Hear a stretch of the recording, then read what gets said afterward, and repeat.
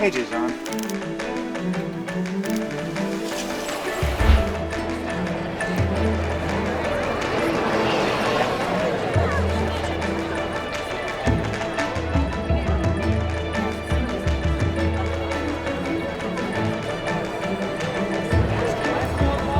5 minutes, ladies and gentlemen. This is your 5 minutes to places call. 5 minutes to places for the top of Act 1. 5 to places. Thank you. My name is Scott Anderson. I'm the artistic director, and this is opening night for Shrek. None of this works out here unless you can tell a good story. Each year we try to pick family-friendly shows, especially for the first two. When I was reading scripts for a great family story, Shrek just hit me hard. It really has a great message, a great story. We try to get things first or new as we can, and this one had been out there and we hadn't done it, and we thought, well, I think we could do some fun things with it.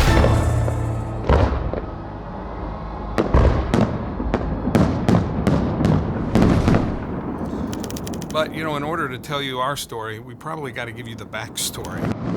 And that all really begins with Padre Canyon before any of this was here, and a man named Orville Hafen and his dream.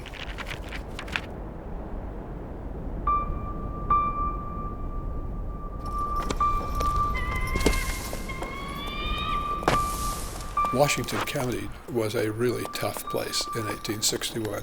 When Brigham Young sent those first settlers, it was one of the most difficult places to settle anywhere in Utah or anywhere else in the West. Parley P. Pratt wrote that the St. George region has several abrupt promontories showing no signs of water or fertility, but a wide expanse of chaotic matter presented itself, consisting of huge hills, sandy deserts, cheerless, grassless plains, perpendicular rocks, loose barren clay, dissolving beds of sandstone lying in inconceivable confusion. In short, a country in ruins.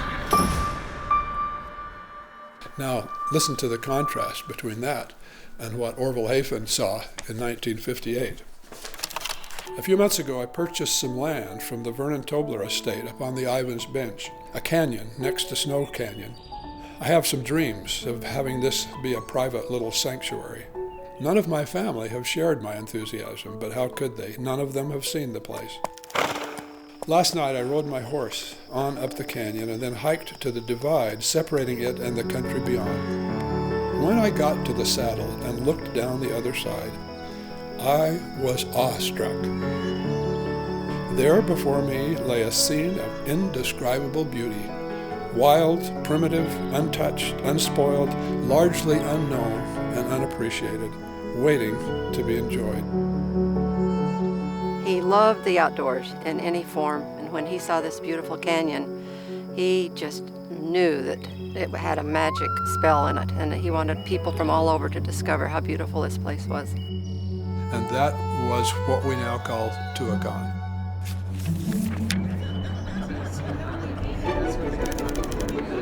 Every year we kick off the season with a production meeting where we gather all the department heads together. Good morning, everyone. I've got agendas and a lot of info for everybody here to look at. So prior to this meeting, Scott Anderson, who's artistic director, will have hired our creatives, which create all the designs and the artistic elements of the shows. All right, let's go. All right, let's go to Shrek. Designs are number one. For each of the shows, we have 5 major design elements that we hire designers for.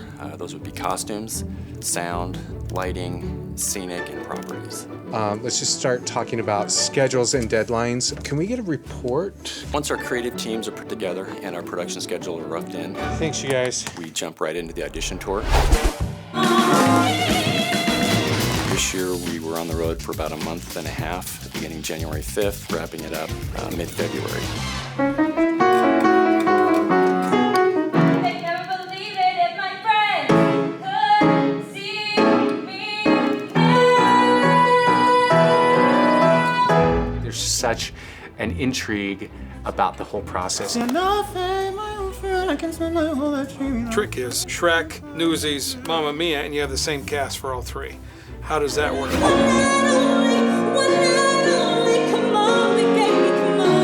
You're doing fantastic. How about something else? Come on. What else you got? You know, with the shows that have been out on TV the past few years, like The Voice and American Idol, and all of these shows where there's some type of audition process, it creates that mystique and what really happens, you know, when we're behind the table. It says here you might look sexy without a shirt. Yep, that's me. And what we do at the end of the day, we go through all of them. 0001 Matthew Tyler, 0020 0025 0041. And we say, okay, here's who's going to make it to the next phase, and we even cut more. She's the one from Australia. She's the one that's on the strip show. I like her. I didn't mean she's in a strip show. She's on the strip in a show. I wanted to clarify that. Yeah, we've got some really good people here. I could see casting a few people out of here. There's a princess in a tower. Oh my gosh, that's just like me.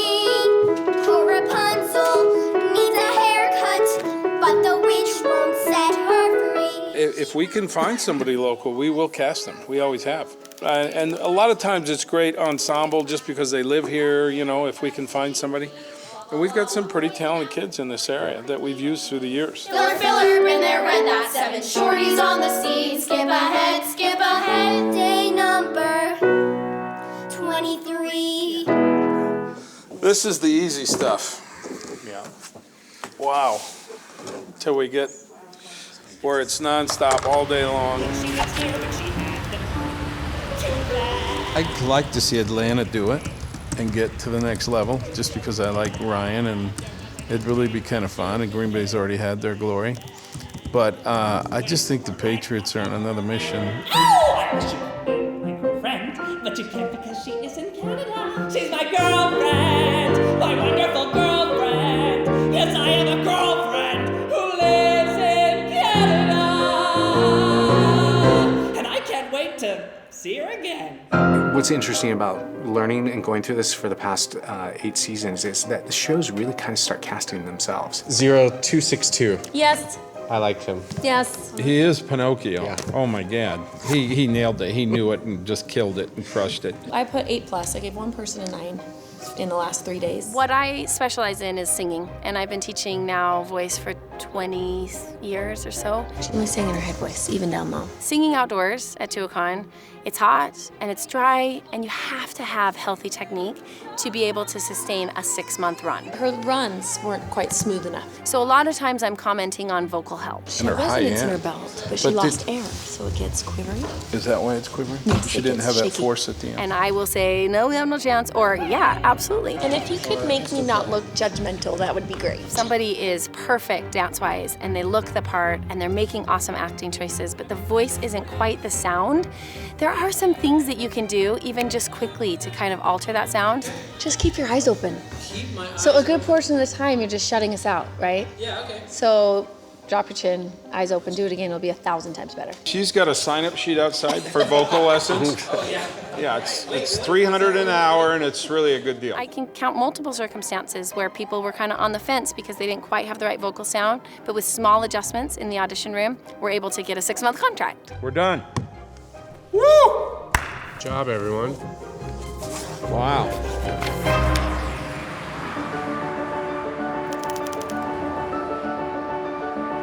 Good afternoon, everyone. How are you? We're excited to have you guys out here in LA. We love coming to LA. There's so much talent here, so it's really, really fun. We're assuming we have dancers in the room. We're going right ahead to the dancer combination. What we want to do is create a combination that includes all the different elements that we will need to have someone be able to do. If you at some point in time feel like, oh, maybe I should have come to the mover call, then maybe slide to the side and talk to them over there.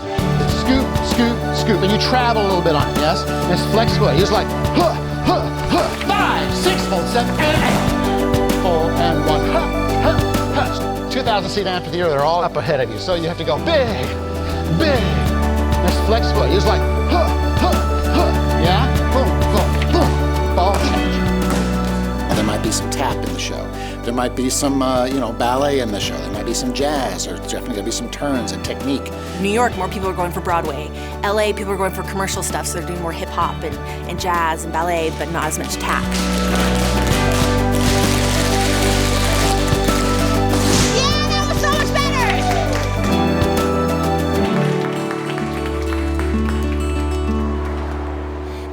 like, let's wait for the director to tell me what to do. It is come prepared, come show ready. I will go out and make it. We are a family, like a giant tree. You gotta go in, making your choices 100% confident, even mostly memorized with these sides and the materials that you've been given with very short notice. And you gotta knock it out of the park. Or die.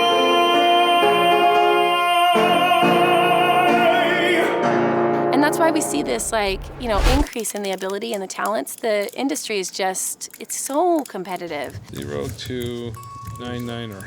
He was a triple threat. Now, are you being facetious? Yes, I am. You gave him a 1, you at least scored him, so you're telling me there's a chance. In any given audition, we have to make sure that they can sing, act, and then dance. And so we basically developed a system where somebody would come in and do a singing audition, and then everybody can score, 1 to 10, how they felt the voice was. Well, I gave him a 7. Did anyone give him a higher vocal than that? 7 vocal, 8 dancer. Well, you gave him a 1 mover? Yeah, he really sucked at this. Well, then I guess we passed. And you make notes and you score and you can pull people up and you can compare. I got to finish my thoughts, and I'm writing in Dutch, so it takes me a long time. If we get behind schedule, it's because of this damn Dutch. I just don't want people reading what I write. The first audition of the whole audition tour is in this cast. We still remembered that audition after 1,500 people. Nice. Thank you, Stephen. Yeah. Great job, man. Thanks for Appreciate coming in. it. What a pleasure. You ever heard of Tuacahn?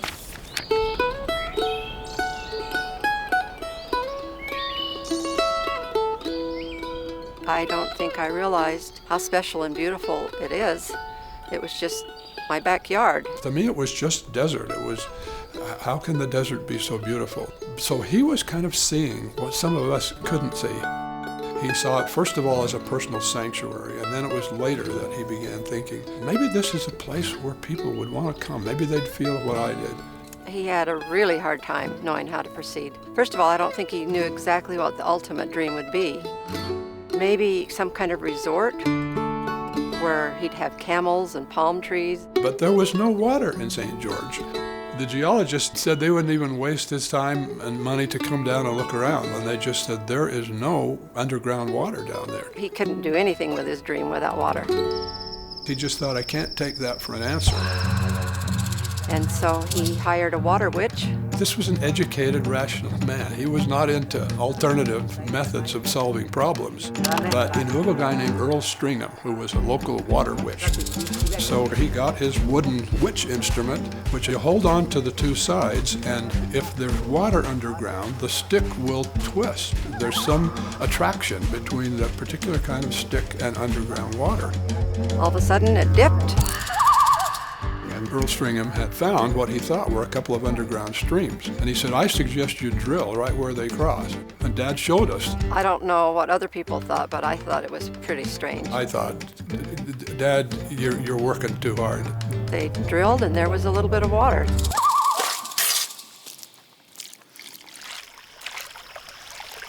The night they found the water was really quite an important night for him. He just knelt there in the canyon and expressed thanks. Didn't know how much there was, didn't know what would come of it. So then he thought, well, if he had palm trees, that would be, kind of the desert image of what his little resort would be. He went on and built a little head house. He built a little cabin. In 1964, in October, he was working on the pump for that well. And he came back to water the palm trees one more time and didn't come home. He didn't expect to die. He died at 60 of a heart attack in the canyon. He didn't leave life insurance. His affairs were kind of tangled. So we ended up selling everything that was left from my dad's affairs. That included the Tuacahn property. It was just one little note on the financial statement, and it was not a very big note. So one of the highlights of my year every year is the phone call to be invited to go to New York City.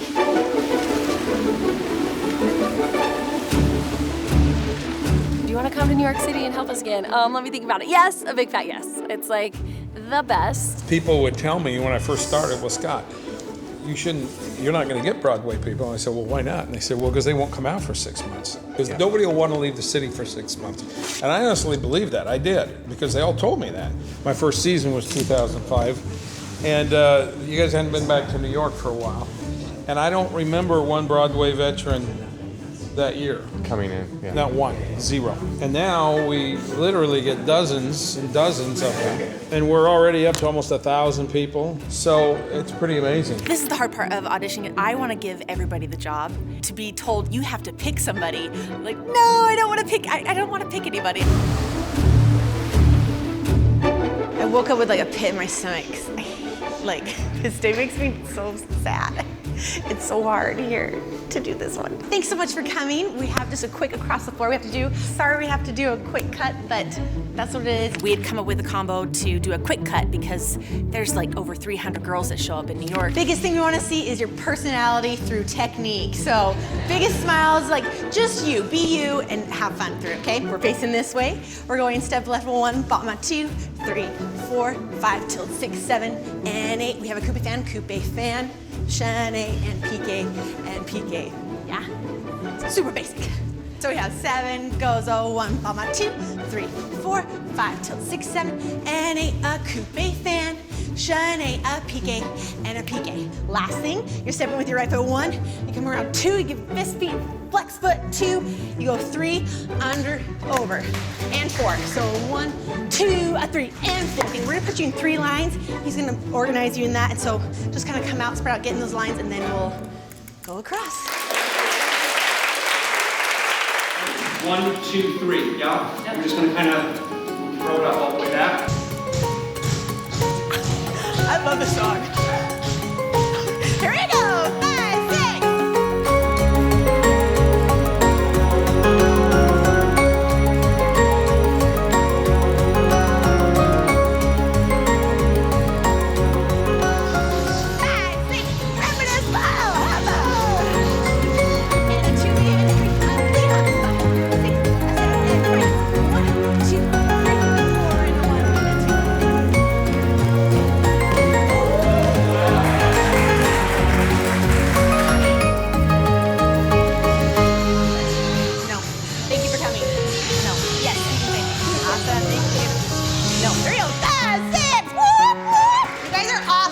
So fun to watch. Oh, guys,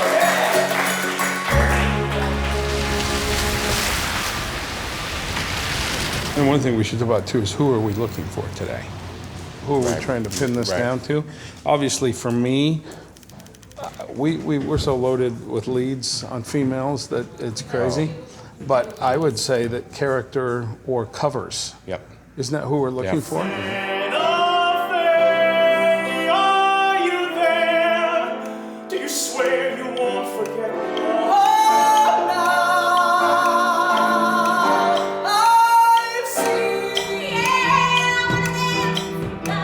The one thing that's hard about it is just the exhaustion.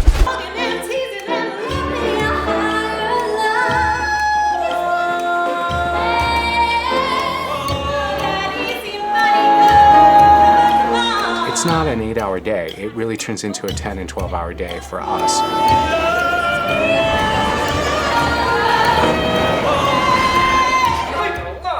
You just want to make sure that, like, did we give them a fair shot? Why don't you run him through the jack thing, will you, Xander, and see if he can hit that? You got something more musical theater-ish. That was nice. I want you to do your first song again. I need to hear something else from you. I'm just looking for a little more chest belt on that, okay? Here we go. Have you got 16 bars of something just really big and brassy and belty? Yeah, you're sitting behind a table, but the mental focus it takes, by the end of the day, I can't even, I don't even want to talk to anybody.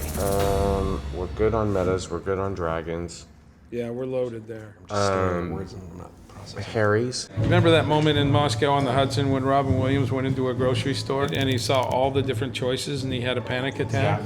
Yeah. It's like that. It's like, oh, there's so many choices that I don't know what to do. So great. Are you saying you're going to have a panic attack on us? I might. The tricky part is that there's 3 teams that are basically putting together one cast. And they all have different styles, and they all have different ideas. It's very simple. I get everything I want, and they just have to live with the way it works out. No, you have to be conscious of the other people involved. And if you got 2 or 3 people for the same role that are tier 1, that's fine. You're just going to have to tell me who you want. But that helps me also put the puzzle together. Does that make sense? But you're trying to find the right person for the right role that will also fit in this other show. in some way, shape, or form, and vice versa. If he's Donkey, then I still have to use him in my show, right? Yeah. I just want to make sure you got the cameras right when Daryl starts throwing stuff at me. By the end of the process, you sit down and you basically become horse traders. You're like, okay, I'll give you one Sophie for, two Shreks. So great. You give him, oh yeah, here's a perfect one for me. You got nothing for me. I got nothing. To make it agreeable between the teams, that's kind of like where it gets dicey and tricky. He's the one that he liked first tier for Davey, at least for now. He's a one-tap dancer. We've heard every woman that's ever played that role on every tour that's ever been out there, and none of them are good enough for her. I just want to put it to you. Vegas or LA, so I only heard today. By the way, Daryl, if she likes something, she'll call you for a week after every night, letting you know, have you picked this? That's fine, but not my first choice. We saw 1,074, and then with casting, with all the people that came to the auditions that we had to type out, they think they saw close to, another 500, 400 to 500. So we've seen over 1,500 people. So I'm good. We good? Yep. Okay. Well, great work, everyone. That's a wrap. The genius behind Tuacahn is a guy named Doug Stewart. He's a brilliant artist. He wrote Saturday's Warrior, Where the Red Fern Grows. In 1983, we came to southern Utah to shoot a film, and we loved it so much, I moved my family here. And he came to me in my office in Salt Lake, actually, and he said, I've had this vision of an outdoor theater somewhere in southern Utah. I saw this glorious backdrop of red rocks and thought, amphitheater. And I said, really? And I said, well, where is it? He said, I don't know. I haven't found it yet. But when I find it, would you help me? Knowing that he hadn't found a place, I said, hey, absolutely, let me know when you find a place. And so for like 10 years, this dream incubated. And I traveled back east and visited a number of amphitheaters. Kind of got a feeling and an idea for the business end of it, as well as structurally the best design. But I thought, I've got to have a site. I decided I'll go back to Snow Canyon one last time. And as I was driving in, I looked up this canyon, Padre Canyon. And I thought, I wonder if that has any promise. So I parked the bike and walked up the wash. I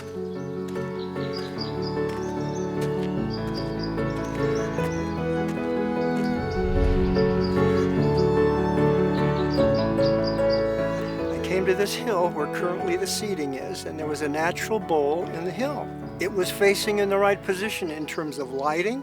We had this 1,000-foot cliff, and the sun was just starting to go down, which was perfect shading in the late afternoon. And I thought, this can't be. It's just too perfect. It was made for it. And I just sat there for a good hour in the middle of the current seating section, gazing up this canyon. That's when I had this incredible experience. I was hearing music and singing and applause and spectacle and just everything that goes with it. A huge production in this canyon. And I heard it echoing up and down the canyon. It was really profound. And I thought, this is just too good to be true. And I could hardly wait to get to the recorder's office to see who this belonged to. I was at BYU in the early 90s. That's when Doug Stewart contacted me, and I heard the word Tuacahn for the first time. They explained the dream. My dream was I wanted to share our values and our history with the world. And then they described the Tuacahn property. And I said, that's my dad's canyon. And they said, we know, that's why we're here. We want to talk to you about that. I said, I really like what you guys are doing. It looks promising and interesting. I'd love to help. I have a son who is really interested in that canyon. I want to just take a minute to tell you about the original Hafen dream that my grandpa Orville Hafen had. Doug Stewart came and met with me and he said, well, what Tuacahn really needs right now is a lawyer.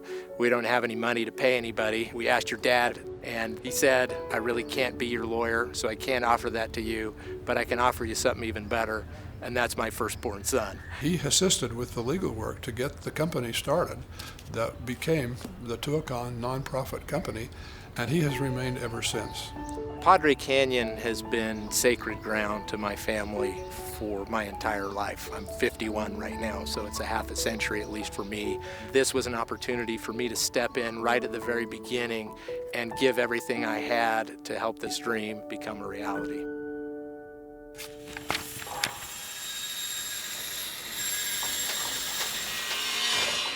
Our big focus when they're out in New York is to get the scenic elements built.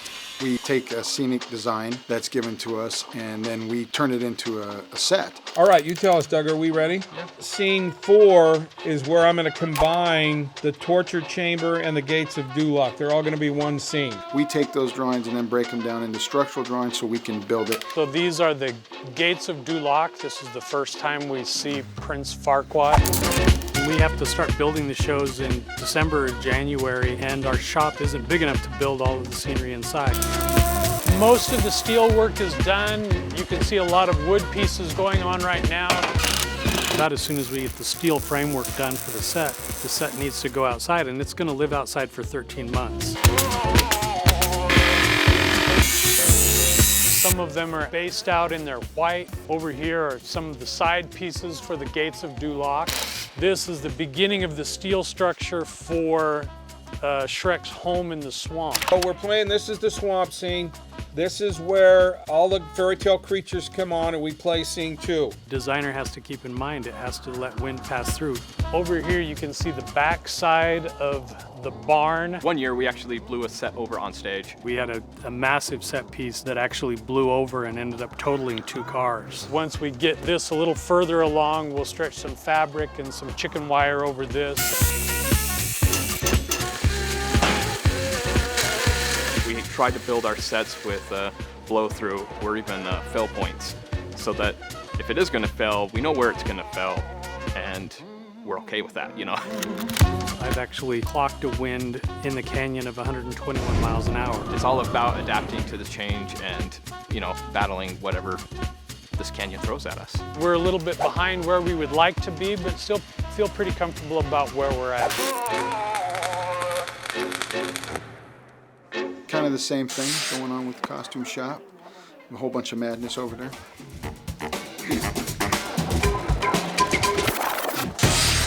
Shrek just gets one costume. I use the same color scheme as the cartoon and the live show. That's Fiona's everyday costume. If there aren't at least 5 different fabrics on each of the costumes, I haven't done my job. For this season, I hired 2 drapers. They're the ones that create the pattern and drape the fabric, and then once that's created, they pass it along to the first hand who cuts out the fabric, and then she'll pass it along to the stitchers. And each show has their own team. Scott asked if I would kind of help keep the iconic looks that the audience expects to see for Shrek and Fiona and the lead ones. There's Donkey. That fabric is all hand-tied. That's Farquaad, our little man who has to walk on his knees all night long. If it doesn't sparkle and shine, Farquaad doesn't want it. There's also a milliner for the production, which is actually me. It's really boring, you guys. And I create all the hats. Usually he lets me run free, and then he reins me in when I'm getting a little too out of control. We've bought hundreds and hundreds and hundreds of yards of fabric already. You estimate about 5 yards per costume. The leads always have an understudy, so any character like that, we're building 2 of the exact same costume. Then if they have a double, that's another 2 costumes. Last time I looked at it was about $170. Generally, a common amount would be like $20,000 in fabric material for one show, and then like $3,500 for shoes per show. We invented a new time period. It's a combination of medieval, Elizabethan, and well, we call it Metal-Lisa Gaga, because we've got a little Lady Gaga in there too. What fun's a fairy tale if you can't reference everything? We want to be prepared so when the rehearsal process starts, we have all the technical elements ready for everybody.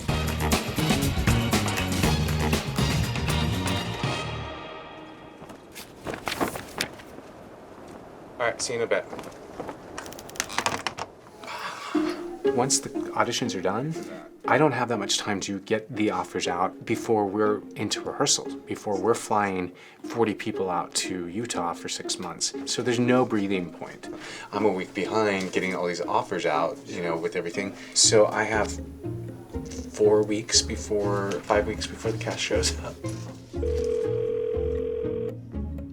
Lucky Agency. Hi, is Penny available? Most of the union people that we hire, a lot of them have agents. Project Casting, this is Holly. Holly, it's Ryan. So, our Mr. Steve Judkins. Yes, sir. So we want to offer him Shrek. Anything in there for his lovely wife, Sasha? So she's still in the mix. There's kind of a puzzle that's happening right now. As far as the negotiation process, you know, we deal with a third party, basically. I will send you over that offer. You need to do the buttering up on your end. I got your offer, and I talked to her.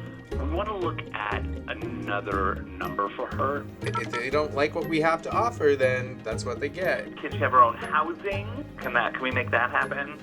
No. Do you guys have a gym access, gym membership, anything you guys can offer in terms of the gym? Is there a way she can get her own car? One thing that goes in our favor already is the longevity of a contract, providing them housing, the transportation, all of that. Well, I needed an answer like 5 minutes ago. Too bad. So I'm moving on. I hear the ding on the email and my blood pressure like shoots through the roof. Oh. Well, at least we know where the princess is. But where's the So one of the biggest challenges of adapting Shrek for the stage is bringing to life the fantastical character of the dragon. For our production, we had to turn to a specialist, a puppet maker, and we asked him to create literally the largest puppet the canyon has ever seen. So basically how I started with this is I talked with Scott, and he wanted to do a dragon similar to the national tour dragon that toured all over the country and all over the world. So we went with that kind of basic look. Yeah, this is actually the toy from I don't know how many years ago, but yeah, that's roughly what it will look like. When it's finished, it'll be about 32 to 36 feet long. So just to get the shape, I sketched out on a transparency and then project onto that wall. So I used the blue foam, and I did the basic shape, and then I started with the clay. And I'm using a medium monster clay. I put it in the crock pot, I heat it up, and I just put it on. It's easy to go back once you get the shape you like and kind of clean up all the rough edges and make that lovely sound too. When all said and done, the entire dragon will weigh less than 200 pounds. So I'm trying to keep it light, structural, flexible. My plan is to have the head sculpted by the end of this weekend so I can start molding next week. It's going to be delivered on April 9th, so they can start rehearsing on the 10th. I'm excited to get down there and get them working with it. It's going to be a lot of fun. Well, in the middle of all of this, I had been in contact with Hiram Smith. And I says, Hiram, you got to come out and see this property. Where is it? Well, it's in Ivins. I wasn't sure where Ivins was back then. So we got in his four-wheel and drove out the next day. Then we wandered up through the sagebrush up to Padre Canyon. I hiked down to the bottom, spoke to them in my normal voice, and they could hear me. I was blown away by this canyon. This is the place. Now I had someone to share it with. And I said, well, great. Well, what is it going to cost? He said, Doug, we want to pay what it takes to get this thing built. Doug Stewart became a very expensive friend. It was one of the happiest days of my life. We had just gone public with my company, and we had more money than we'd never dreamed of. And said, all right, we'll put $10 million, we'll build this. And we hadn't named it yet. We tell people that Tuacahn means Canyon of the Gods, and it's an ancient Aztec word. Fact is, we made up the word. It doesn't mean anything, but there's a city in Mexico called Teotihuacan, which means City of the Gods. We thought, oh, that's such a natural thing, Tuacahn Center for the Arts. And it was just nonstop, 24/7 for the next 2 years.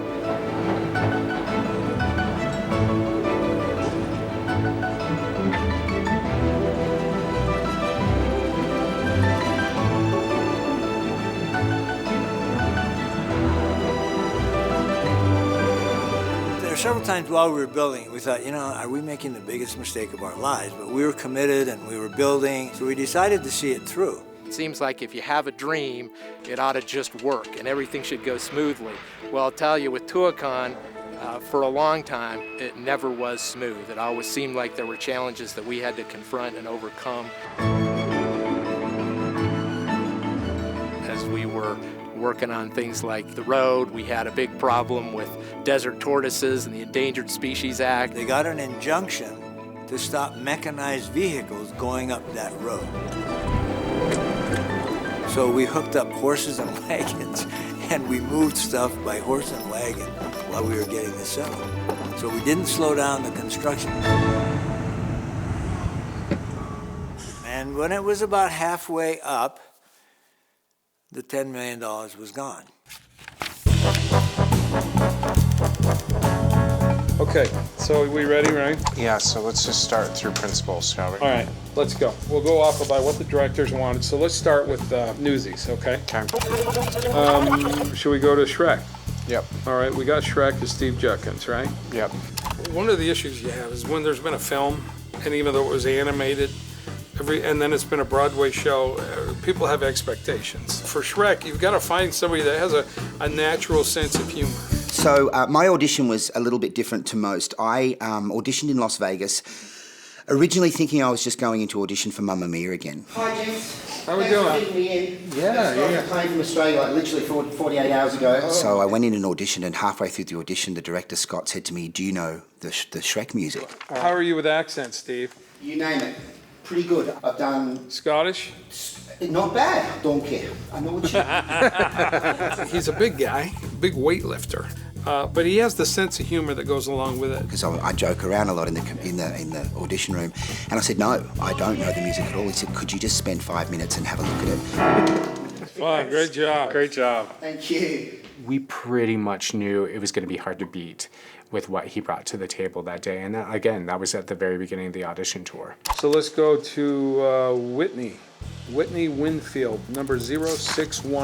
611, equity female. I was called in specifically for Fiona. I kind of dressed like Catherine so that they could see both, because I knew that, they would be doing 3 shows in rep. She had been on tour playing Fiona, so she has a lot of the history and the background of the show. Her audition was very interesting because each one of us directed her, and in each one of those instances, she took the direction. All 3 things. Let's go to Donkey. Okay. Andre Jordan is who we're going to go with. Anytime there's a donkey call, I'm usually going to go in for it. Andre. Oh my gosh. Because I love the role. Can you pull him up? Yeah. Let's look at him. Because I had done Donkey on the tour about going on 6 years ago. Let's see this. I think he sings. Can you go full screen? And I just did it again this summer at Pittsburgh Civic Light Opera. Great, Andre. There were a lot of funny people and a lot of people who sing really well. But he brings a real vulnerability. All right, should we go to Farquaad? Farquaad's someone you just love to hate. So I'm sitting in my apartment in Ogden, Utah, and I see the audition notice in Salt Lake for Tuacahn. Okay, we're gonna go with Jeffrey Stevens. What?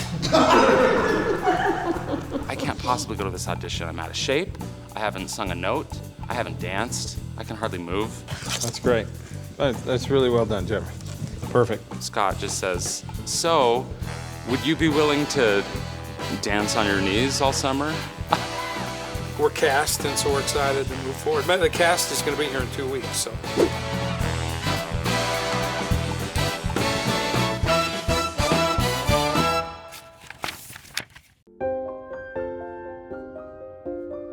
Even after his initial contribution was complete, Tuacahn wasn't done yet. The facilities weren't done yet. And we didn't know where else we could go to get the money, and Hiram continued to fund it. And he loaned money to Tuacahn almost until he didn't have any money left to loan to anybody. We ended up loaning them an additional $13 million. Hiram Smith is the reason this place exists physically. So I have $23 million in Tuacahn. There is no bigger gift to the arts than Hiram Smith's $23 million gift to Tuacahn.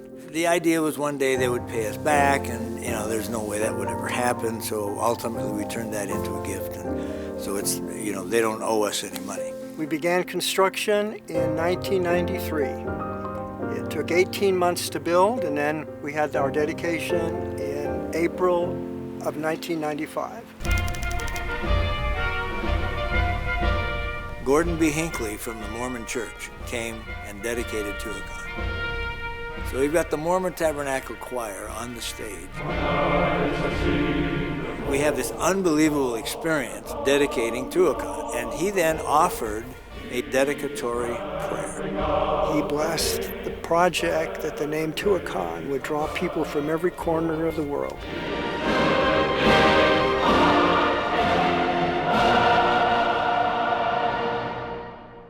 That thing has kept me in Tuacahn since, because you know what, we got to make that come true somehow.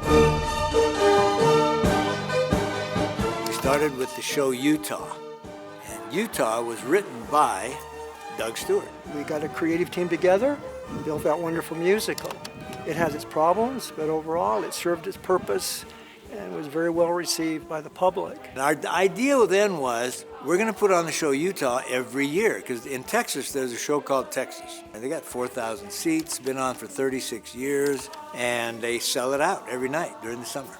So we thought, well, we'll do that too, you know, Utah. And the reason we built the ability to flood the stage was because we presented the flood of 1865 when it took out Santa Clara. The music was fabulous, and Sam Carden and Kurt Bester helped with the music, and it was an okay show. The problem was that after people saw that show, they didn't want to see it again, and Tuacahn was in trouble. This facility is an expensive place to run, so we had to have the place packed night after night to make it work. And we weren't getting full houses. 2,000 seat venue averaged about 400 to 450 people a night. In order for us to be viable, for Tuacahn to continue, we had to come up with a different model. I am a creator. I'm not an operations person. He was a brilliant artist, but really wasn't interested in or watched out for the business side of the venture. It was eating me alive, to be honest, because it was the opposite of what I love to do. We had to bring in management talent that Doug Stewart didn't have. I wasn't a happy camper. I just wasn't. So it was right for me to step aside. If it weren't for Doug Stewart, Tuacahn would not exist. I totally acknowledge that. You know, he was the genius, the brilliance behind the whole thing. No Doug Stewart, no Tuacahn. That's a fact.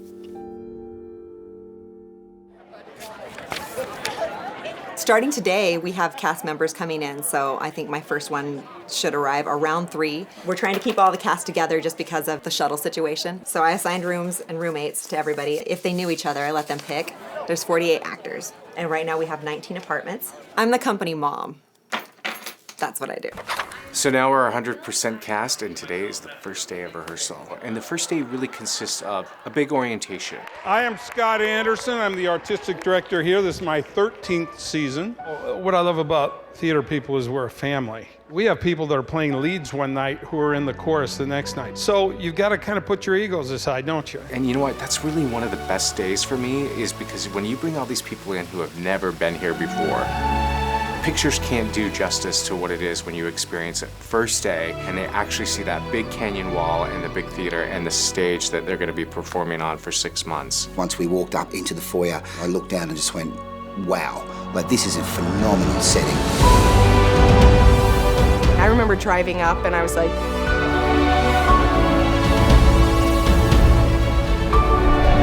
It's beautiful. It's stunning. The background is unlike anything I've ever seen. then getting out and actually walking into the amphitheater and seeing this natural background, I mean, there's nothing like this.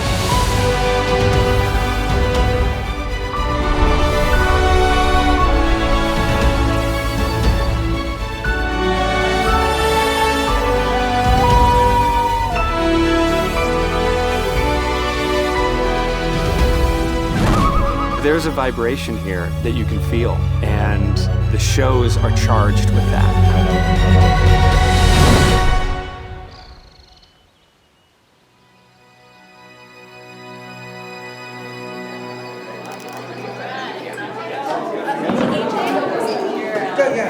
First day of rehearsal with your actors, we call the first day of school. You usually do a read-through and people get to meet each other. I was very, very excited to come to this because I was like, this is going to be like summer camp. And that's kind of what it feels like. We'll do a read-through with the cast. I made you each a daisy chain! Let's take this abomination out of my sight. I can't take this! It's the first time people are hearing the words being said by this particular cast, and it really creates an excitement because then people are seeing why this person is in this role. Right, guys? Suppose my invitation was lost in the mail. Not a freak, not a freak. I have a castle. You can't tell him, not a word. Felonious! We're able to really just dive into it from that read-through because we don't have a lot of time. That is 15 and a half. 4 and a half. 12 and a half. Right now I'm organizing and pulling for the chorus, the ensemble members, so we can start having those fittings and pushing all of those people through. I'm not exactly sure where we're supposed to go. 21, 10 and a half. 4. Did you already get body measurements? We'll start taking all their measurements. High shoulder to waist. 14 and a half. Elbow to wrist. Cross back 13. 11 and a half. Sleeve lengths. And 21 and a half. And once we get those, it's like full force. Great, thank you, Sloan. Thank you. So we got the 2 pieces of torso and the neck of the skin done. It's got a little bit of scoliosis right now. I've got to straighten out some of that spine back there. But We've got a storage bin just specially made for you. Perfect. In Shrek, we have 47 wigs on stage every single night. That's not including the 20-plus wigs that we have for swings and doubles. There are 2 kinds of hair that we use. For Shrek, we mostly use synthetic because it holds up better in the heat and in the environment. So Fiona is synthetic red, and we hand tie each hair into the cell of the lace using this tiny little tool, so it can take a long time sometimes. So when the cast first gets here, I always like to say, get ready for musical theater boot camp because that's what we're getting ready to do. We had put a dance call and audition kind of for Shrek once we got here. They pulled us aside and they called 4 people's names and they said, you guys are going to be the dragon puppeteers. No. We were all so excited. The head goes through here. Oh, yeah.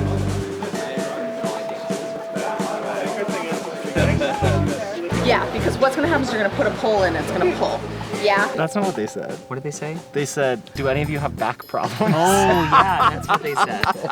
I don't mean to be dramatic, but in that moment I was like, I think I do have a back problem. But she was big. She was really big. Way bigger than what I was expecting. Yeah. So how's it feeling in weight-wise?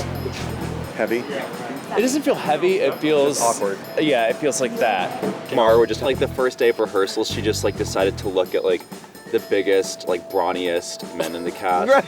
Yeah, that was the initial The biggest queen saying that. Wow. We're worried because to pick it up, I literally have to crouch. Yeah. I mean, the 4 of us got in her for the first time and they were like, how's it feel? And we were like, fine. But, I mean, as long as like this, then it's fine. But heavy, like, weight-wise, it feels totally fine. And all in our heads we're like, this is really heavy. I'll move through Tandu, please. Thank you. Everyone needs to be clear on any time you're going to shift directions, because if you go and they're not ready, it's trouble. So don't mess up ever. It's 200 pounds. 200. She didn't want to tell him. I already told him. Okay. My name's Kevin Smith. I'm the Chief Executive Officer here at Tuacahn. Good morning. Good morning. How are you? Fine. Originally, I was asked by members of the board to help with marketing. And at that particular time in Tuacahn's history, Tuacahn was in difficult financial straits. Tuacahn is a nonprofit organization. And I can tell you, for those first few years, we were really good at the nonprofit part. There were some steps that needed to be taken to be financially sound. And everyone talked of mothballing it because you don't want to throw good money after bad. Hiram had contributed so much to the place, and I think he really needed something else to happen to change the course of Tuacahn. And so I suggested that rather than doing Utah, maybe if Tuacahn did Broadway productions, maybe we could turn the place around. And so we came up with the idea for Broadway in the desert. When we have needed someone to fill a position with that gift or that talent, they appear. It was touch and go for a while. We just kind of closed our eyes and moved forward. The first show we did was 7 Brides for 7 Brothers and Joseph and the Amazing Technicolor Dreamcoat. And it was a roaring success. People were blown away, the music was great. That year, we about doubled what we'd done the year before. Kevin was the man of the hour for the development of Tuacahn. We had to have somebody at the helm, and it needed to be someone who allowed great things to happen and believed that they could. There have been some very generous contributions that allowed us to be able to stay afloat. It was a roller coaster ride. I remember when there were just 4 of us in those days, just 4 people in this big place, Tuacahn. And we began to build from there. This is how a dream comes true. This is how I pictured you. Between the choreographer, the director, and the musical director, we'll decide what needs to happen the day of rehearsal. The rehearsal process here is very different. It's true repertory theatre, which a lot of people don't really know because it's a dying thing. Some people call it boot camp. Potentially it is. We work 7 hours out of 9 hours a day, a total of 42 hours a week. But we have to be careful about scheduling someone too much because then we have to pay overtime and then that hurts the producer. We are rehearsing 2 major musicals at the same time. It's certainly a challenge to rehearse 3 days, one show. King of New York. And then suddenly shift gears and do 3 days of a whole different show. You put it in different files in your brain. It's fun to switch characters each day, go in rehearsal and be a boy in Newsies, and then the next day I'm like a Dulakian being a little plastic doll. A lot of places will do repertory theatre more for plays. Very rarely will be repertory theatre for musicals. In fact, I can't recall it in 25 years. Organs are not like parfaits. I like it. I also have to say it keeps me on my toes. I think it keeps everybody on their toes. We literally can run around and put 3 rooms together with 3 different things going on at once. Wake up! Are you Princess Fiona? I am awaiting a knight so bold as to rescue me. Oh, that's nice. Now let's go. You know, actors will come in and bring what they have to the table, and sometimes you just let them go. Don't you want to savor this moment? It beeth our first meeting. Perfect. Walk right down center and give me your It pose. must be a wonderful and romantic scene. Line. I like to draw a circle around the character and say, I think these are the limitations, but feel free to have some fun in there.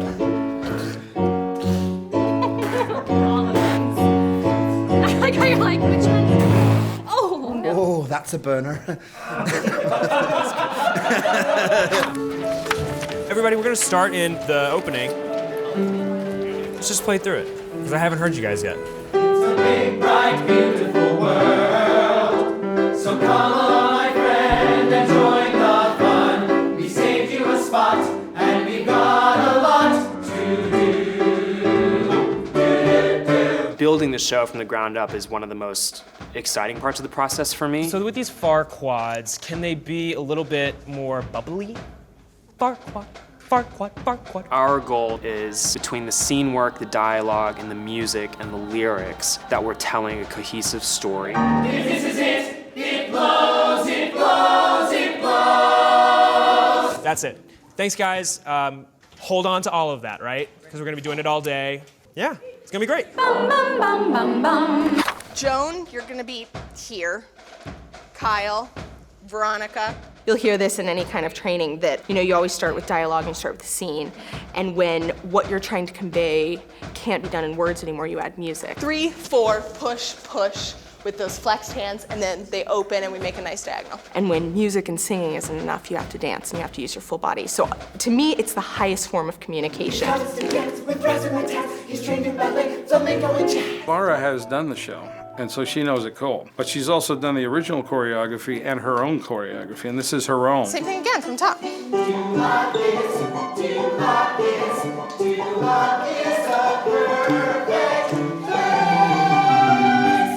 Perfect. Sometimes the actor will say, hey, I've got an idea. You know, I could take it in this direction here. And you have to listen to that. They are not in loose time. It's not like ha ha ha ha ha. Pretty I feel like specific. it's ha. It's a Python bit. It feels like ha ha ha. That's what we thought. I don't want to die. I don't want to die. I don't want to die. That's what we did. Dragon! Yeah, yeah, yeah, yeah. He likes a big, big you learned something very special today. Now, if you don't mind, I'll be on my way. He huffed and he puffed, and he signed an eviction notice. They're like sad, whiny pigs. If you round the lips a lot, you're going to get a little bit of French. So, bleu, our condos. They blew our condos down. Dialect coaches don't necessarily want to have glowing reviews that say, the accents were amazing. Yeah, well, you know what? You thought wrong. Yeah? Yep. We want people to say the world of the play was fascinating. Because, of course, there isn't any such thing as a Scottish accent. I don't care. Ogres are not like parfaits. There's an accent from Aberdeen or different parts of Edinburgh or different parts of Glasgow. Ogres are like onions. They stink. Yes. They No. make you cry. No. You leave them out in the sun too long, they get all brown, so I spawn those little white hairs. Layers. Onions have layers. So instead of about, you're having a boat. A boat? A boat. What are you talking about?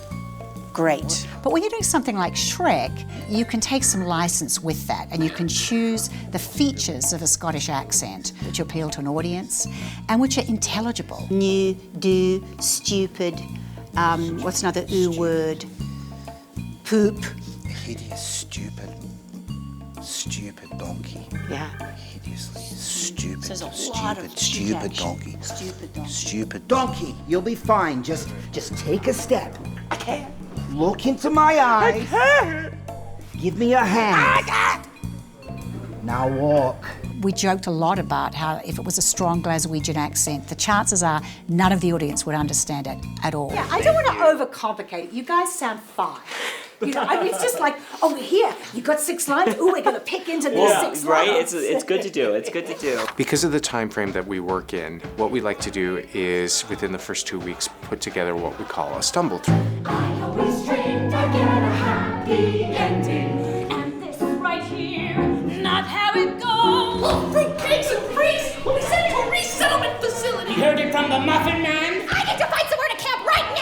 And basically what that means is that we're gonna run through the show the best that we can because by that point we have at least 90% of it up on its feet. Guess I'd be a hero with sword and armor clashing, looking Sammy dashing, a shield within my grip. Or else I'd be a Viking and live a life of daring while smelling like a herring upon a Viking ship. We can really dissect, okay, these are the areas that we need to go back and fix so that we're prepared to start tech rehearsals. Of course I'd be a hero, and I will climb a tower to save a hothouse flower and carry her away. A perfect happy ending, that's how it should be.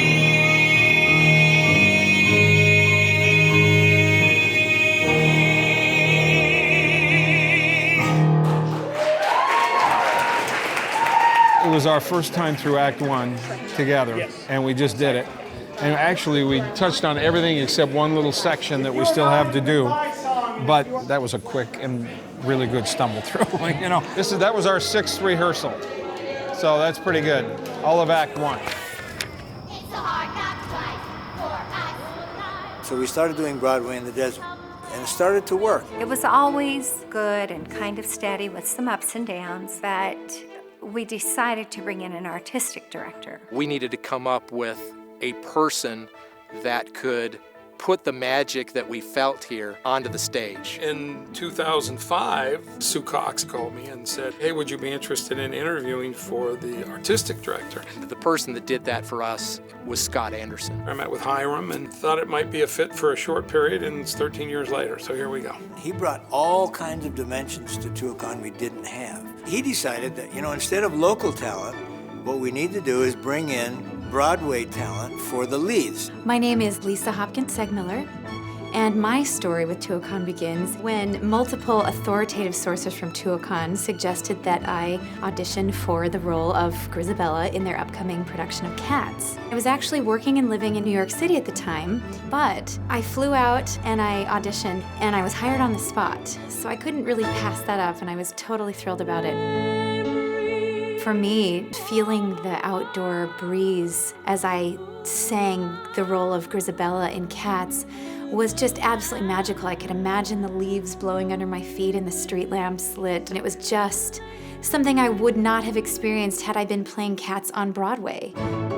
One of the other things that Scott did that was so important for us was develop a relationship with the Disney company. I think the first show he did with and for us was Beauty and the Beast.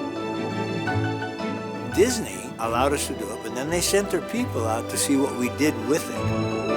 Most of them had never heard of Ivan's Utah, Tuacahn. I don't think they'd heard of Utah, and they loved it. We had this audacious goal of doing Les Mis. Everyone wanted to do Les Mis. Thankfully, Scott was able to be involved in that, and Tuacahn was picked to be one of the theaters to premiere it. I think we were almost sold out every night. We became the most successful venue for their production. One of the things that's kind of fun and unique about the venue is we look at million-dollar effects and try and produce them for thousands of dollars instead of millions of dollars. People looked at it and said, okay, we're going to take this a little bit more serious about what Tuacahn really can produce. Scott took the collateral from our Les Mis run and took it to Disney and said, look at our record. We would like you to give us Tarzan to be able to see what we could do in our setting. And Disney bought into it.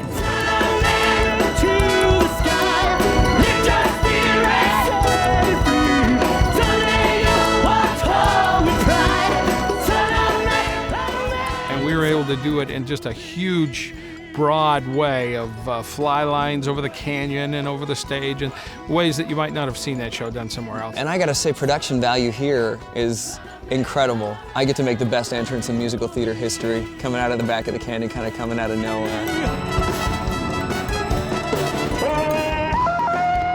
Couldn't do that anywhere else. Once Disney actually saw the final product, they said, okay, this is what the show is supposed to be. It was a big risk. I mean, we were all very budget conscious, as you can imagine, having come from financial difficulties. But Scott had a vision of really putting more money into the shows, making them amazing, and it paid off. Within a couple of days, a phone call came from Disney Theatrical saying, would you guys like to be the first regional for Little Mermaid? Disney, every year now, has given us one of their shows. People really don't understand what an amazing relationship that's been with Disney and how great they've been to us. Because not only have we done some of their already well-known musicals, but we were able to develop new scripts that people haven't seen before, and that is really an important part of where we'll go in our future. Standing by on trees. Trees, go. While rehearsals are taking place, there's a whole nother show that's happening behind the scenes, backstage, with technicians, scenic artists, costume designers. We can have up to 300 people at one time working to keep us on schedule. What do you want? Oh gosh, we have so much left. There are still costumes that aren't cut out. We had our last first fitting on Wednesday. Here we go. Ooh, baby. Add 1 inch to side seam. This show is huge. I've been calling it the show that ate New York. I'm supposed to be crocheting the fur into his headpiece right now, but I don't have time. All the fairy tale creatures all have belongings that they take with them. So we made briefcases for 3 little pigs. Props Master pretty much makes everything that actors carry on and off stage. These are the Farquaad legs. So pretty much they're just a knee pad with a garter strap on it basically to hold them up. It's, an extension of himself basically, and he has to dance in them and move around. So that's probably been one of the hardest things. Mostly because we didn't know we had to build them. Come on, baby, rescue me. I cheated a little bit. I am Jennifer Lee Warren. I play the voice of the dragon. I'm gonna love you forever. I was given the opportunity to create this character through my voice. Yes. Gonna say. So I'll just record it. Yes. I'll get a recording on it. Then That's I can drill it. perfect. And you've got 5 amazing puppeteers, these actors out on stage, holding this huge, giant, heavy, beautiful puppet. And I then have to have that voice come out.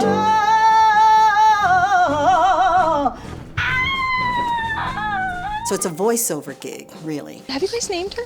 Yes. What is it? Purple Rain. Purple Rain. I believe in talking to her. Yeah, we will. Purple Rain needs encouragement too. It's completely crooked. Hey, Nat, come to the front. You'll see what I mean. You see how everything's leaning to the right? It's the interior. The interior. Because of all the weight and the different puppeteers, it kind of got scoliosis. It was like the spine was just like an S. Can we get a chiropractor for Purple Rain? Yeah! Yeah! Yeah! Technically, where we are in the show is about 3 weeks into rehearsal, which is about a halfway process. Oh, this is precious. The ogre has fallen in love with the princess. Oh, good Lord.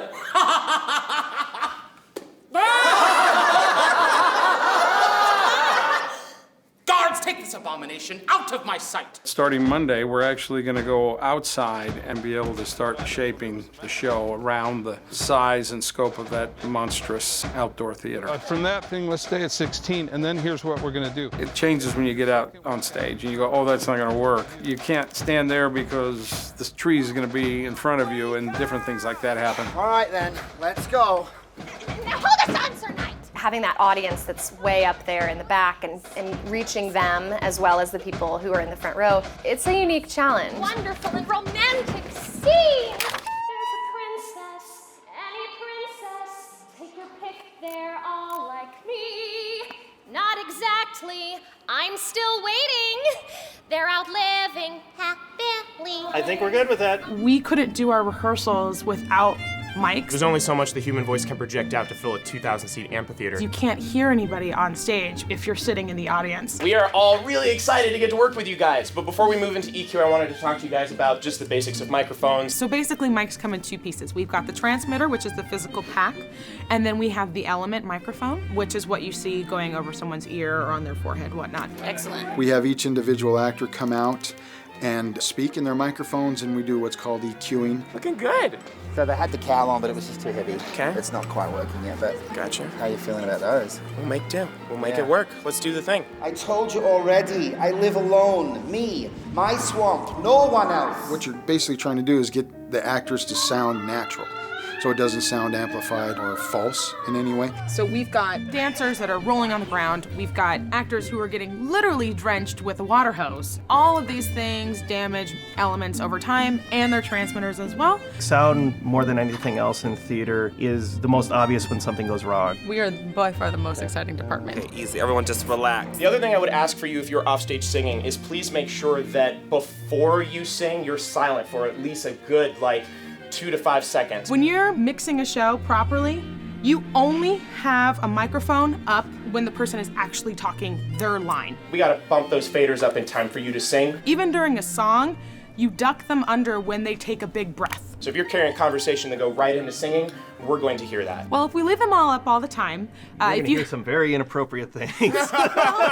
you're gonna Gotta love all those secret conversations. No, that's the best part. Edit that out. There's a bee by me. I'm getting over my fear of bugs being out here. So, do you have any experience with horses? My job is to train and handle all of the animals for our productions. Watch he doesn't step on your toes, because he really does weigh like 1,100 pounds. The ultimate goal is to just unclip the horse and he'll walk to you. We just start teaching, and we'll teach the animal and the cast member together until they can become a team and make it look fantastic. It's a very, very unnatural environment for a horse or a camel or a dog. He's a cookie monster. He's like, okay, who's feeding me? And just walk backwards with him. We do have an expectation that our animal walks out, remains safe, does their part. So many horses just aren't qualified. We cast and interview many, many, many animals prior to making our selections for the ones that we would put on stage. And then once we've made those selections, we'll keep them forever. There we go. The goal is to hear that gasp from the house, and our success is measured in applause.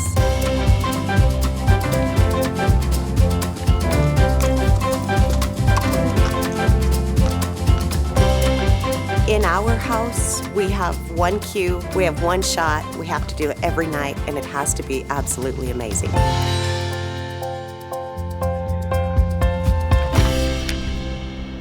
There are always challenges with any role. Sometimes it's physical factors. Twisted it when I went over my ankle here the other day. My knee went with it. Strained the tendon right through here, which is maybe the interior cruciate or something. People think this is all fun and games and glamour. Shrek is completely its own beast.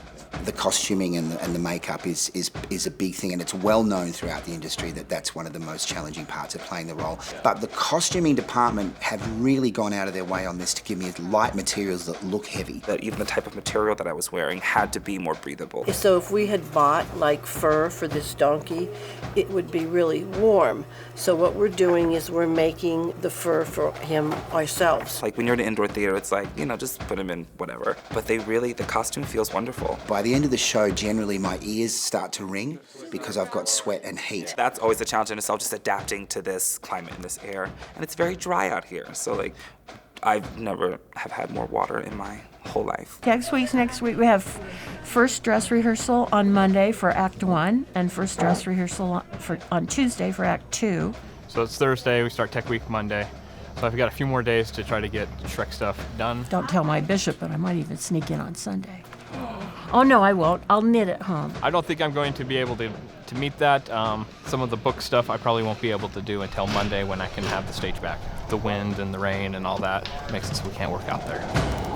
So you never know when you're working outdoors what Mother Nature has in store. It didn't say in my Tuacahn packet, pack your parka. She's definitely on her own rehearsal schedule. Day number 958. You can have the best day, and then out of the blue, we get a microburst or something like that. Here comes the wind. W-I-N-D, wind. Hopefully it's gonna blow past us here in a minute. Not to mention the rain. Sometimes it rains in Tuacahn. I don't want them out here in this. I mean, that's right over us right there right now, but it's blowing that way. We're postponing this for the time being. Cast to the green room. Crew, head to the green room. Everybody, just get out of the reservoir. Thanks so much. And that can put everything on hold for up to 45 minutes, maybe even 2 hours, if not cancel the day. Yeah, let's see if this blows by. I think it will.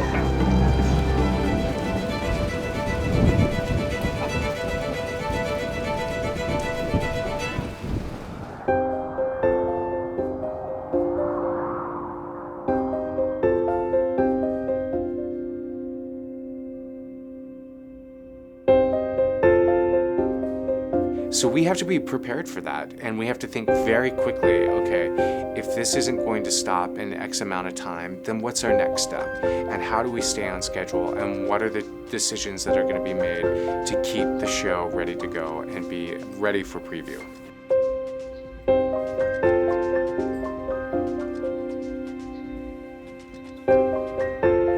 Okay, ladies and gentlemen, I think we are set with places. Sound, are you ready?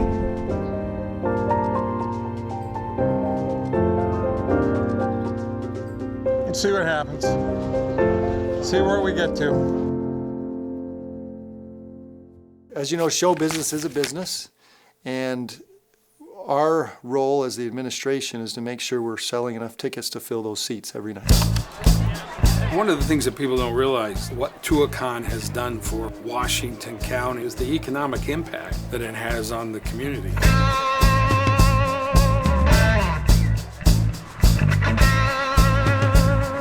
Theater is such a wonderful commercial engine. Second only to Zion Canyon is Tuacahn in terms of its economic impact on the southern Utah area.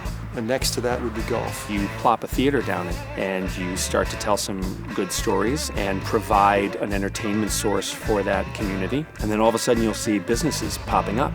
Tuacahn has really become a huge reason why people come to the area. Almost 300,000 people now will come down and see a concert, a show. They come from all over. We'll have people come from almost every state. From an economic standpoint, it really does help fill up the hotels, drives people to the area in a time when a lot of times you wouldn't see people coming. All of these rehearsal weeks lead up to what we call Tech Week. And basically we take 1 week per show and we add all the technical elements. Tech Week for the technicians is actually our opening day. That's when we hope to be ready and have everything available and have it all functioning properly. So really, we only have Monday, Tuesday, Wednesday, Thursday to fix all of the elements that we need to, and we don't do anything small out here. We have a lot of smoke effects. We have a mechanical dragon. We have flying. And of course, pyrotechnics. We match the majesty of the canyon. Heart attack! Heart attack! The sets are changing constantly to see what works once the lighting's in and once the costuming's brought in. Tech Week is always hard. Like, we are just trying to add like the last final touching elements and in such a short amount of time. Don't show this. We come out here sometimes and it's a really windy day and it's been really hot and we're really tired and we're focused on what's not going right. And it's tough. Here at Tuacahn, it's the heat. And it was not a good year on Tech Week. It was like 110, 115 on us. And that'll make people really grumpy really quick. And we have to be on schedule because at the end of the week, we are scheduled to have 2,000 people in the audience. 1, 2, 3, and. We really marry the show with everybody, and that includes now the orchestra. First time with the orchestra and they sound amazing. I think we have 15 pieces, 16 pieces, something like that. Nowadays, you do not get that many pieces, and it just enriches everything in the show. It's such a luxury to be able to have that. It's completely balanced, and you wouldn't expect that in a canyon, but it's unbelievable. These guys are amazing.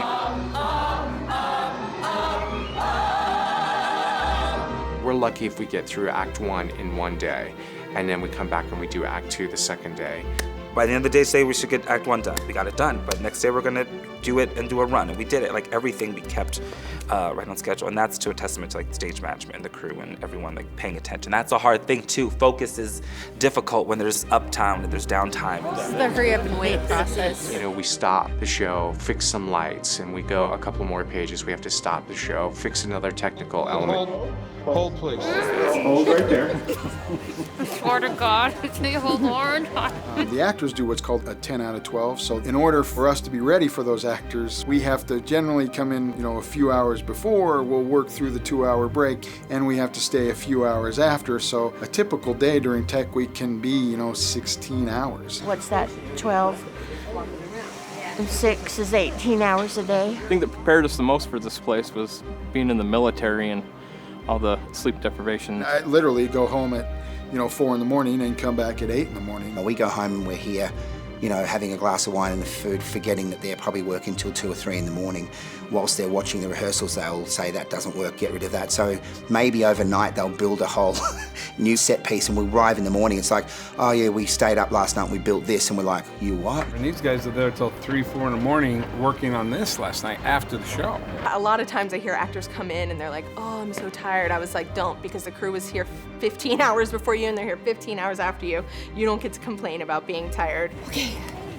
It's just the way it is, it's theater. All right, put an egg in your shoe and beat it, girl. Go, go, go. We're limited by the amount of hours that we can work. Because we're outdoors, the lighting designer only has so many hours to finish lighting the show in the dark. Lighting can really help tell the story. So in order to do that, we have the lighting designers give us a plot with shows where they would like all their lighting instruments.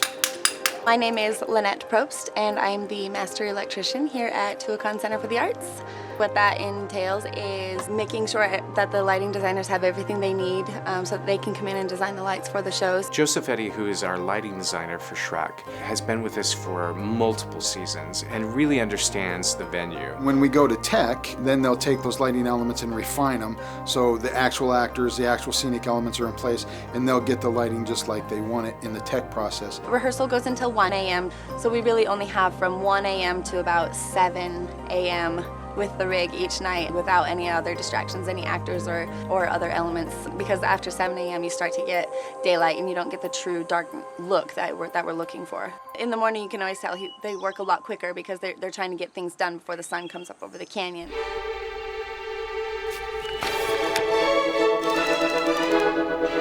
So in Tech Week, we also introduce costumes for the first time with the orchestra, and technically would be our first full dress rehearsal. Yes, these are our children. In the future. Girls dress. Are you hot? A little warm. swimmer scout? That was just the piggies, yeah? Oh my God! His tiara. Using Shay? Look at Shay. Yeah, Shay's a goddess. I gotta go. Have a good one. Yeah, I gotta get my hands on. When have you ever choreographed flatulence? It's a really big treat for me. We're starting.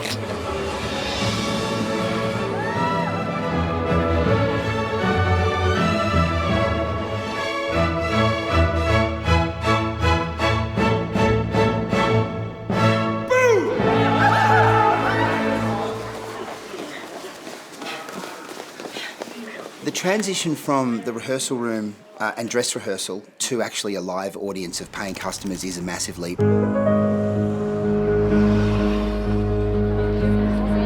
When we finally get to our first preview, you can definitely feel the excitement, but also the anxiety. It's very tangible. 15 minutes, ladies and gentlemen. This is your 15-minute call. 15 minutes till the top of the show. 15 minutes. As soon as you can, head set. Now I know he'll appear, 'cause there are rules and there are strictures. You would think it's easy, we get there, the show's running, but this is the first time that your work is going to be seen and judged. We spend millions of dollars to put these productions together. But to put all that together and then pick a day that you're going to present it before an audience for our first preview can be one of the most stress-induced comas that I've ever been a part of. And believe me, we've gotten to the point where we've had to cancel a few of those. My name is Scott Anderson. I'm the artistic director here at Tuacahn, and welcome to our first preview of Shrek the Musical.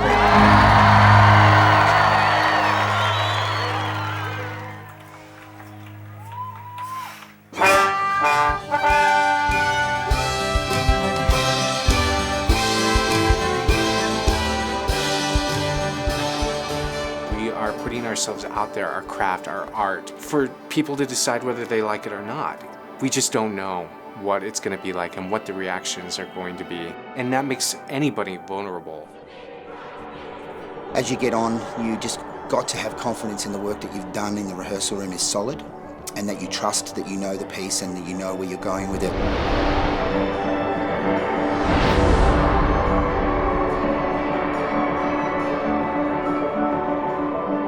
So if you stay true to what you've done in the rehearsal room, then the adrenaline should be a positive thing because it excites you to show it off.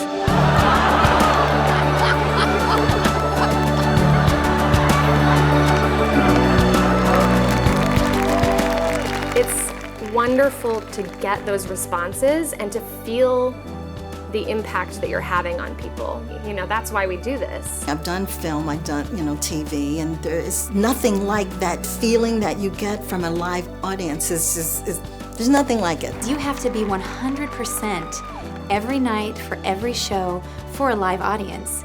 You can't hit rewind, you can't hit replay. For the first 3 numbers of the show, I literally see the little kids staring up at me, and I can look at the little kid and poke out my tongue or give them a wink, and they just get this massive grin on their face, or scared, but usually it's a grin. Once the curtain comes down, you feel that kind of sense of relief of, wow, we did it.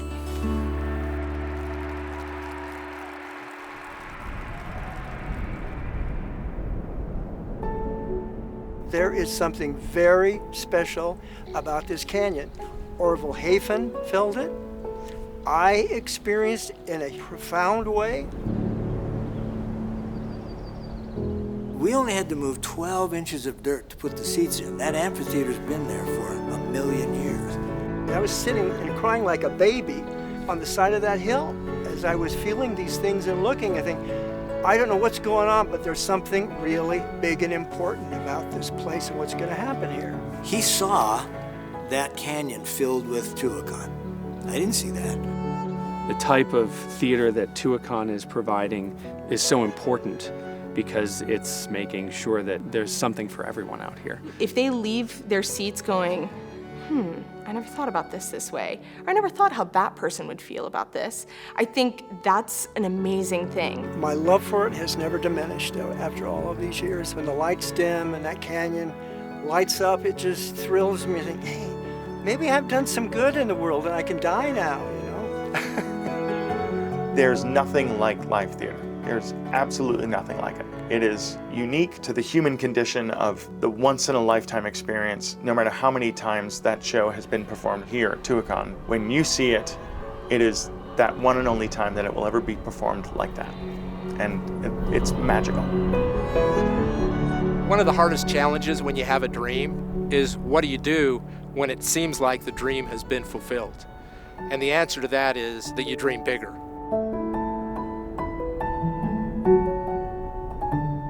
This dream will continue, and hopefully Tuacahn will continue to be magical, even as it gets bigger and better and brighter.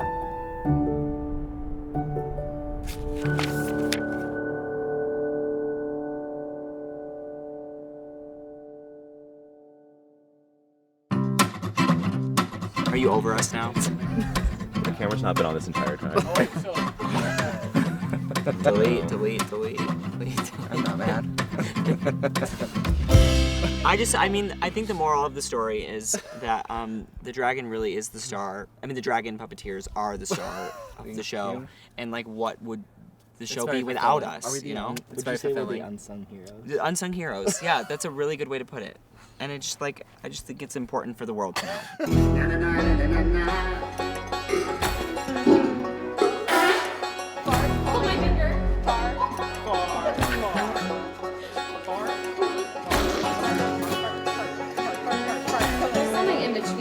You're filming this? We look fierce.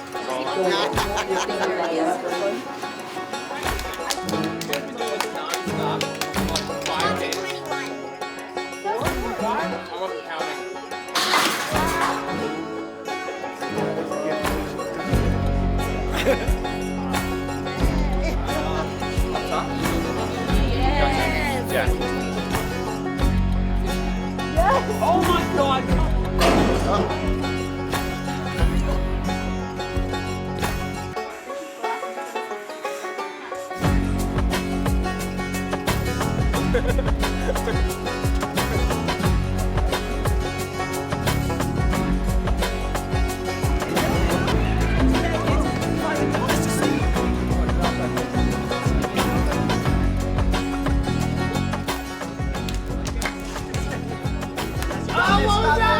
Who was it? Don't die. This is definitely making the cut. 1, 2, 3.